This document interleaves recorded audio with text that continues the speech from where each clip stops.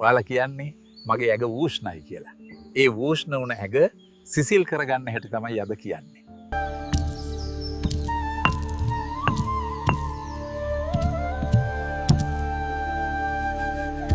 අපේ ඇඟේ තුන්දොස් සමව නැත්නම් එතන ලෙඩ තමයි දරුවනේ.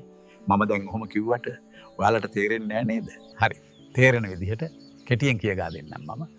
වා පිත් සෙම් කියන තුන්දොස් එක හා සමාන වෙන්න ඕනේ. වා කිව්වේ වාතය, පිත් කිව්වේ ගින්න, සෙම් කිව්වේ සෙම. මේවා සම වෙන්න ඕනේ. මේ ඔක්කොම අපේ ඇඟ ඇතුලේ තියෙනවා. අද මම කතා කරන්නේ මොකක් ගැනද කියලා. ඔයාලා දැන් දන්නවා පිත කෝප වුණාම, ඒ කිව්වේ ගින්න වැඩි වුණාම අපේ ඇඟ ඇතුලේ වෙන දේවල් ගැන තමයි කතා කරන්නේ. ඒ වෙලාවට ඒ දනීම ඇඟ ඇතුලෙන් ගිනි ගන්නවා හා සමානයි. අන්න එතකොට තමයි ඔයාලා කියන්නේ මගේ ඇඟ වූෂ්ණයි කියලා. ඒ වූෂ්ණ වුණ ඇඟ සිසිල් කරගන්න හැටි තමයි අද කියන්නේ. මට එන මැසේජ් වල හැටියට ඇඟ වූෂ්ණ අය ගොඩක් ඉන්නවා. ඒක නිසා සරලව අපි බලමු ඇඟ සිසිල් කරගන්න විදිහ. වූෂ්ණ ඇඟ සිසිල් කරගන්න කලින් අපි බලමු එහෙම කෙනෙක්ට කණ්ඩ හොද නැති කෑම මොනවද කියලා. මොකද දන්නවද?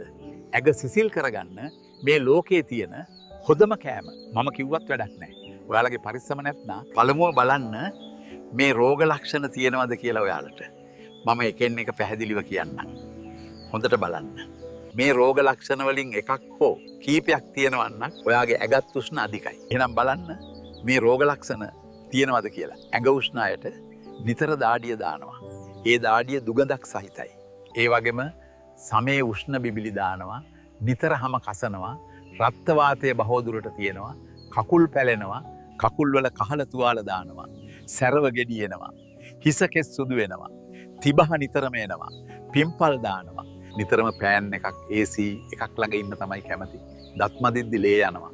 ඇස් දැවිල්ල, බඩ දැවිල්ල, සමේ විවිධ රෝග. අද කාලේ විශේෂයෙන්ම කාන්තාවන්ගේ මදසරුභාවයටත් මේක ඍජුවම බලපානවා. ඒ වගේම පිරිමින්ටත් එහෙමම තමයි. ඒ වගේම නිතර සුද පිට බීම, ඒ ආශ්‍රිතව නිතර වියලි බව, කැසීම, කුඩා විසර ගෙඩි දැමීම කියන ලක්ෂණ දකින්න පුළුවන්. දරුඵල නොලැබීම, ගර්භාෂයේ උෂ්ණ අධිකකම, පිරිමින්ගේ ශුක්‍ර ධාතුව මදසරු වීම කියන ලක්ෂණ ඉතා විශේෂයි මේ කාලේ. අත්වලට සහ පාදයට නිතර දහදිය දැමීම, මූත්‍රා දැවිල්ල, ආහාර ඇලර්ජික් වීම, තොල් පැලීම, කටේ තුවාල ඇතිවීම, අර්ශස් සහ අර්ශස් ගෙඩි හැදීම, අධිකව කේන්ති යෑම, ඇස් රතු පාට වීම, සම වියලීම, ඉකිලි කිහිලි යන තැන්, නිතර කැසීම. ඔය කිව්ව රෝග ලක්ෂණ එන්නේ ඇඟ ඇතුලේ පිත හෙවත් ගින්න වැඩි වෙනකොට.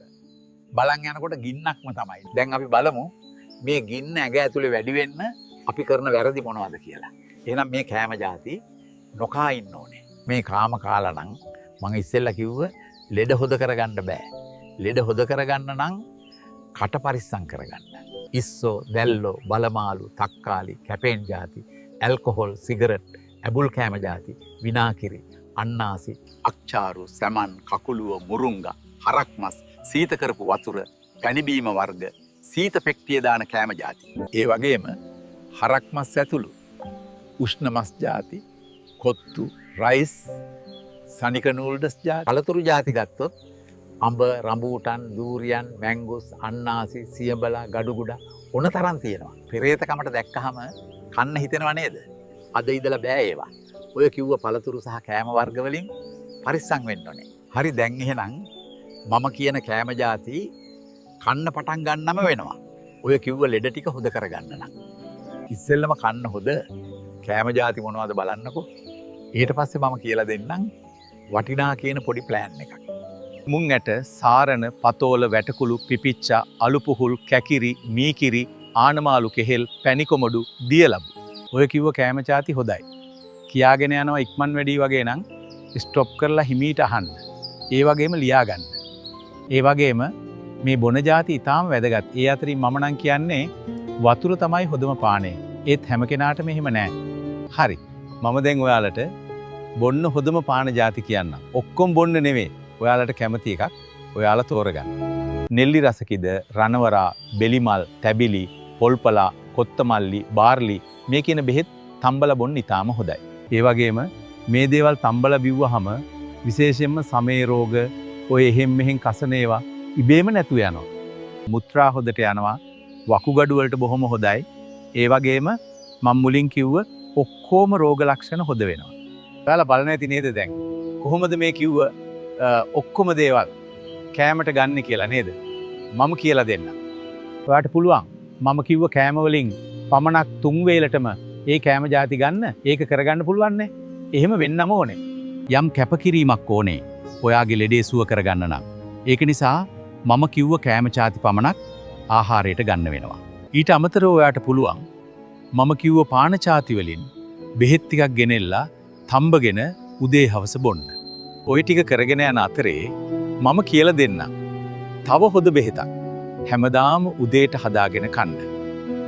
ඒ තමයි දියබත්. හරියටම දියබත් හදාගන්න විදිහ මම ගෑස්ට්‍රික් වලට බෙහෙත් කිව්ව වීඩියෝ එකේ තියෙනවා. ඒක බලන්න. ඒ වීඩියෝ එකේ ලින්ක් එක මම උඩින් දාලා තියන්නම්.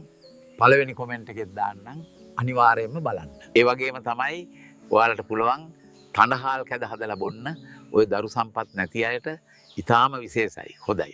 ඔය ප්‍රතිකාර ක්‍රම කරගෙන යන අතරේ සමේ ඇති වෙලා තියෙන විවිධ ආසාදන වලට කඩෙන් ගන්න පුළුවන් ඔයාලට. පින්ඩ කියන තෙල් එක උදේ හවස ගාන්න බිබිලි හැදිලා තියෙන ඒවා පොඩි පොඩි රෑස් වලට බොහොම හොඳයි. ඒ වගේම හැමදාම උදේට බොන්න තව පානයක් මම කියලා දෙනම්. ඇඟ සිසිල් කරගන්න උතාම වටිනා පානයක් මේකත්. කොත්තමල්ලි ටිකක් අරගෙන හොදට කුඩු කරගන්න. ඒ ටික උණු වතුර එකකට දාලා හොදට තැම්බෙන්න තියන්න. මේ වැඩේ රැට කරන්න තැම්බුණාට පස්සේ උදේට ඒ ටික බොන්න. හැමදාම උදේට මේ වගේ බිව්වොත් ඔයා පුදුම වෙනවා. දැන් මම කිව්ව ක්‍රම ටික කරලා බලන්නකෝ. බලන්න දෙයක් නැහැ. හරියනවාමයි. හැබැයි හරියට කරගන්න එක ඔයාලගේ වැඩක්. කන්න එපා කිව්ව ආහාර නොගෙන ඉන්න ඕනේ. ඒ වගේම වූෂ්ණ සහිත තැන්වල වැඩිය ඉන්න එපා. මම මුලින් කිව්ව සියලුම රෝග සුවපත් කරගන්න. මේ කෑම රටාව ඔයාලට ලොකු උපකාරයක් වෙයි. ගැටලු තියෙන අය මට කොමෙන්ට් කරන්නකෝ. වෙදපප්පගේ අලුත්තම වීඩියෝ දාපු ගමන් ගෙන්න ගන්න නම් පප්පගේ channel එක subscribe කරන්න. bell icon එකත් ඔබන්න. එතකොට තමයි වෙදපප්ප දාන අලුත්තම වීඩියෝ ඔයාලට බලන්න පුළුවන් වෙන්නේ. තෙරුවන් සරණයි.